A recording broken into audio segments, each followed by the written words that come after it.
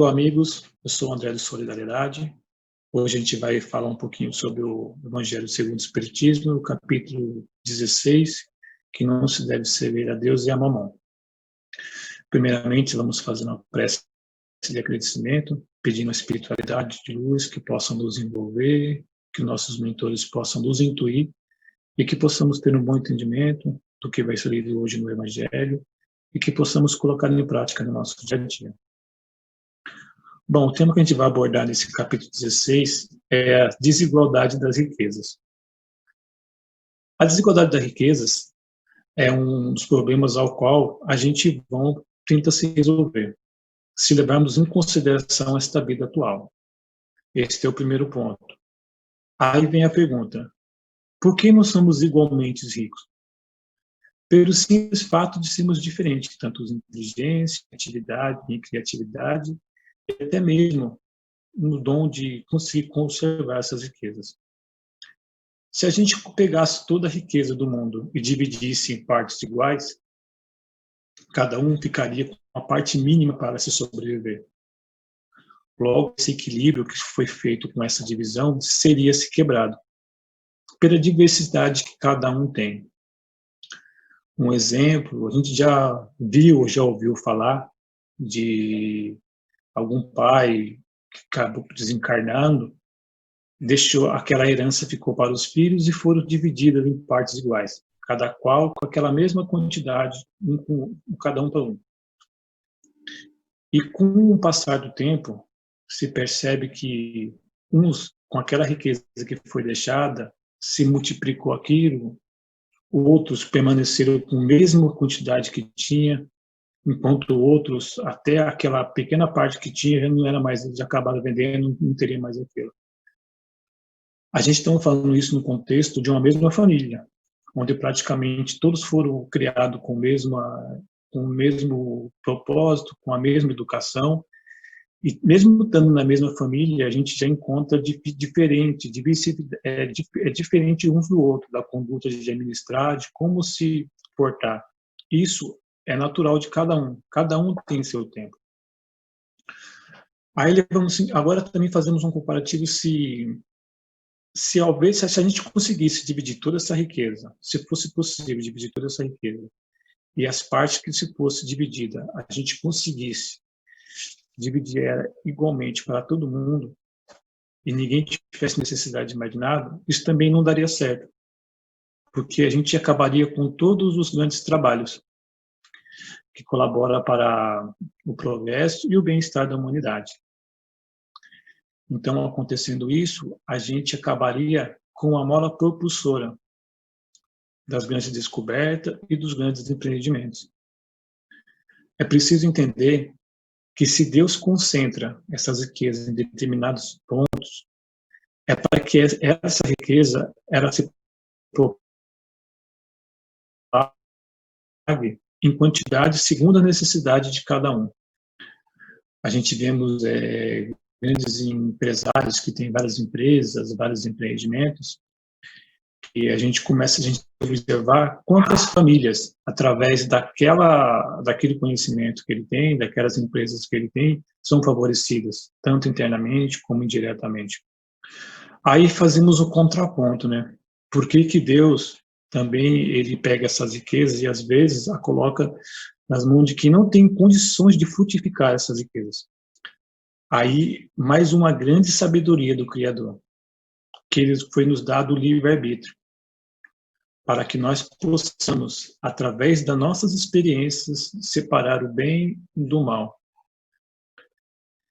A gente precisa entender que a gente nasceu, fomos criados simples e ignorantes.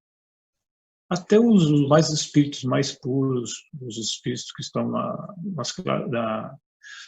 os celestiais, eles também passaram por esse processo e conseguiram a sua evolução. Então, vamos imaginar uma escada, ao qual seja nosso caminho para a evolução. Todos nós começamos do mesmo patamar.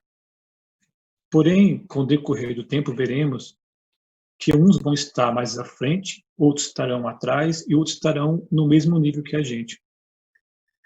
Isso acontece porque cada um tem o seu momento, cada um está num grau de evolução, e a gente cabe respeitar e entender que cada um com o seu tempo precisa se caminhar. É preciso entender também que na espiritualidade, o espírito nunca regride. A gente fomos criados para a nossa evolução. O máximo que acontece é a gente estacionar. Às vezes a gente, com as nossas dificuldades, a qual a gente foi colocado para a gente passar, o que a gente faz? A gente senta na escada. Isso é uma opção da gente, não foi Deus que impôs isso para a gente. O sentar na escada é uma opção nossa. Enquanto isso, uns vão estar passando na nossa frente e vão estar indo. Quem quis ficar sentado é a gente. É importante entender que a riqueza é um meio de testar-nos moralmente. E ela também é um poderoso meio de progresso. Ela é tão poderosa de progresso que Deus faz o quê? Deus não concentra ela em uma única mão. Frequentemente, ela transfere. Para que cada um dela possua, para exercitar e ver o quanto da utilização dela se consegue se fazer. Mas como é impossível todos ser igualmente rico ao mesmo tempo, e se a possuísse também, se todo mundo fosse rico ao mesmo tempo, ninguém trabalharia e também afetaria o desenvolvimento do planeta Terra, cada um de nós a possuímos num determinado tempo, em um determinado momento. Há ricos e pobres porque Deus, na sua imensa justiça, ele dá a cada um a um determinado momento. Um momento que precisamos passar por aqui, nosso momento de passar, de refazer, ajustar, de ajustamento, seria a melhor palavra. A pobreza é para uns a prova da paciência e da resignação, enquanto para outros a prova da caridade e da abnegação. Há de se lamentar também que alguns fazem mau uso dessa riqueza. Aí se pergunta se Deus é justo a essas pessoas. É verdade que se a gente limitar a nossa vida apenas a essa existência, nada justificaria essa separação de riqueza no momento. Mas se formos levar em consideração o conjunto das existências, veremos que tudo está em pleno equilíbrio. Cada um acabou tendo ela no seu momento certo, no momento que precisava ter. Eu lembro quando criança, tinha um desenho que eu não me recordo direito os personagens em si, mas que era uma ilusão, a cegonha que ela vinha trazer no caso, acho que não sei se era um ovo, um filhotinho, e porventura a cegonha errava o endereço. E acabava entregando esse filhote no endereço errado. E com o passar do tempo, foram perceber que aquele filhote não tinha nada a ver com o ambiente ao qual ele estava readequado. Isso é só uma brincadeira, só para a gente lembrar um pouquinho, que eu quero fazer uma alusão ao processo encarnatório. No nosso processo encarnatório, não há a mínima possibilidade de a gente encarnar, nascer no lugar errado.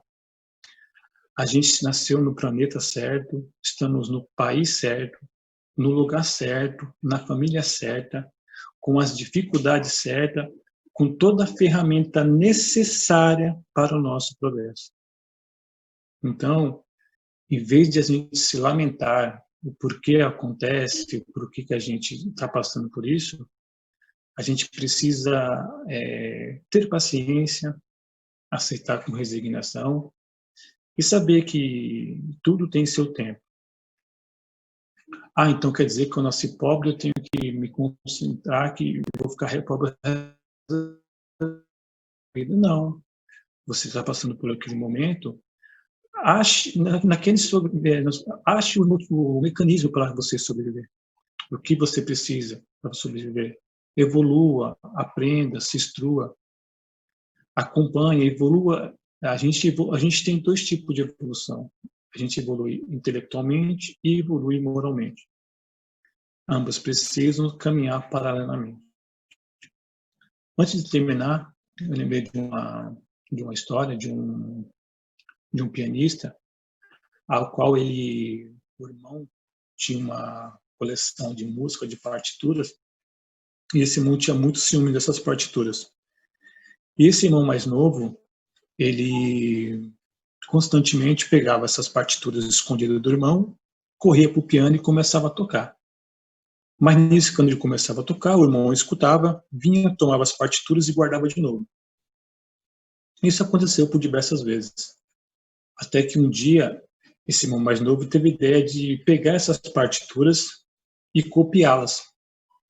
Assim, o irmão não teria mais como pegar dele, e ele teria a partitura copiada dele, não precisava pegar do irmão.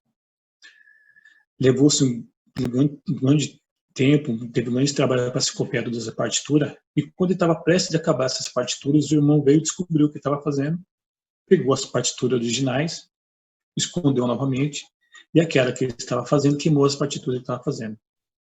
Ele, no momento, ficou muito chateado, ficou muito decepcionado. Aí sentou-se em frente ao piano e começou a tocar o piano. De repente, ele começou a perceber que a música que ele estava tocando eram as músicas contidas na partitura. O que aconteceu?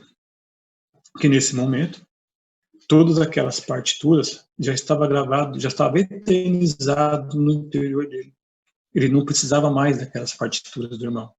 E ninguém mais arrancaria eles daqui. O irmão não arrancaria mais elas deles. Para onde quer que ele fosse, estaria contida nele.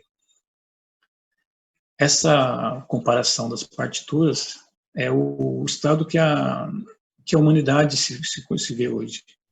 A gente estamos muito ligados aos bens materiais, que a gente acha que a felicidade está contida nesses bens materiais, quando na verdade está contida nas leis morais, no amor, na caridade, na compreensão para com o outro. É onde a gente realmente guarda esse tesouro. Diz o ditado que aonde está o seu coração, ali está o seu tesouro. Então, irmão, que a gente possa ser rico do amor, da misericórdia, da caridade, da compaixão para com os outros. Essa sim é a verdadeira riqueza a qual a gente, sendo os espíritos eternos, levaremos para sempre, para toda a nossa eternidade. Que a doce paz do Mestre Jesus esteja sempre conosco, agora e sempre, graças a Deus.